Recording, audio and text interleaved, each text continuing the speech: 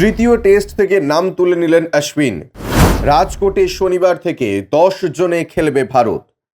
Bharat England সিরিজের তৃতীয় test থেকে সরে দাঁড়ালেন রবিচন্দ্রন অশ্বিন। শুক্রবার ভারতীয় ক্রিকেট বোর্ডের তরফে জানানো হয়েছে যে জরুরি ভিত্তিক পারিবারিক কারণে অবিলম্বে ভারতীয় টেস্ট দলের স্কোয়াড থেকে সরে দাঁড়াচ্ছেন তারকা অফ স্পিনার। অর্থাৎ শনিবার যখন রাজকোটে টিম ইন্ডিয়া নামবে তখন অশ্বিন দলের সঙ্গে থাকবে না। তার ফলে জোরদার ধাক্কা খেলেন রোহিত শর্মারা, কারণ টেস্টের মধ্যেই নাম তুলে নেওয়ায় কোনো পরিবর্তিত খেলোয়াড়কে নামাতে পারবে না টিম ইন্ডিয়া।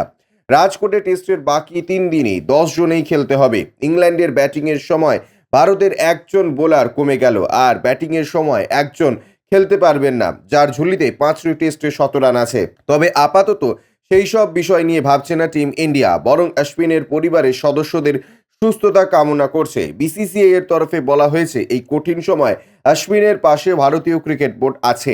আন্তরিকভাবে চ্যাম্পিয়ন্স ক্রিকেটার এবং তার পরিবারের পাশে থাকবে বিসিসিআই।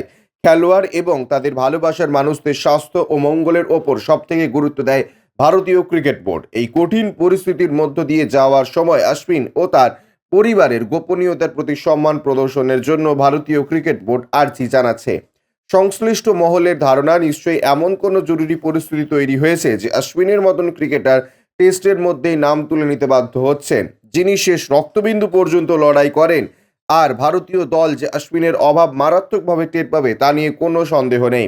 সংশ্লিষ্ট মহলের, যিনি শুক্রবার টেস্টে 500টি উইকেট নেওয়ার নজির গড়েছেন, দ্বিতীয় ভারতীয় বোলার হিসেবে লাল বলের ক্রিকেটে 500টি উইকেট পেয়েছেন তিনি।